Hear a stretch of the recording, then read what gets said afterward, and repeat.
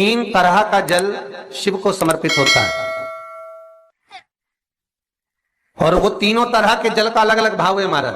पहला जल सादा, घर से पानी लेकर गए, जल लेकर गए, शंकर को चढ़ाया, वो हमने घर का अपना एड्रेस बता दिया, भगवान शिव को जल चढ़ाकर अपने आनंद के लिए शंकर से कुछ प्राप्त कर लिया। दूसरा जल, जल के कलश में थोड़ा सा इत्र डालकर शंकर को जब समर्पित करते हैं तो महाराज घर में अगर कोई व्यक्ति बहुत रोगीला है, बहुत रोगीला, एक शिव महापुराण में, स्कंद पुराण में, नर्मदा पुराण में, भविष्य पुराण में, अग्नि पुराण में, नारद पुराण में, बरहा पुराण में, वामन पुराण में जितनी चीजें लिखी गई है एक एक प्रैक्टिकल कर कर देखो तो शिव महापुराण, स्कंद पुराण का ये भाव याद करिए कि एक लोटे पानी में इत्र मिलाकर, जल में इत्र मिलाकर, बहुत रोगीला व्यक्ति, बहुत बीमार व्यक्ति है, एक लोटा पानी उसका हाथ का स्पर्श कराकर शंकर को चढ़ाना प्रारंभ कर दीजिए। महाराज केवल 5 या 7 दिन चढ़ाओ और वो 7 दिन के बाद में उस बीमार व्यक्ति का क्रम देखिए कि उसमें कितना आराम लगा है। औषधि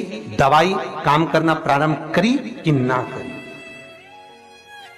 केवल इत्र समर्पित, इत्र का जल। तो पहला जल सादा, दूसरा जल है इत्र का, और महाराज तीसरा जल जो शिव महापुराण के अंतर्गत कहा गया है बेल पत्र का जल।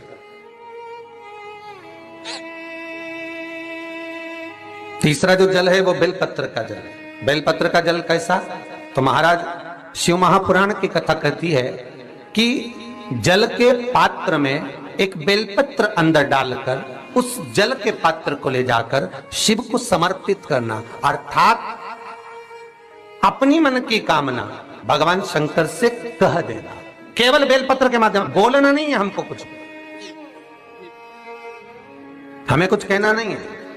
3 तरह का जल का जो व्याख्यान वर्णन किया गया, एक सादा जल जो भगवान को कहा, आपने अपना एड्रेस बता दिया, आपने अपने मन का भाव बता दिया। इत्र का जो जल चढ़ाया गया वो केवल रोग मुक्ति के लिए चढ़ाया गया। और तीसरा बेलपत्र, अगर उस जल में एक बेलपत्र भी पड़ी हुई है और वो बेलपत्र पड़ा हुआ जल आप जिस भाव से चढ़ा रहे हो, जिस कामना से चढ़ा रहे हो, शंकर वो कामना आपकी पूर्ण कर। इस वीडियो को लाइक करें, हमारे चैनल को सब्सक्राइब कर बेल आइकन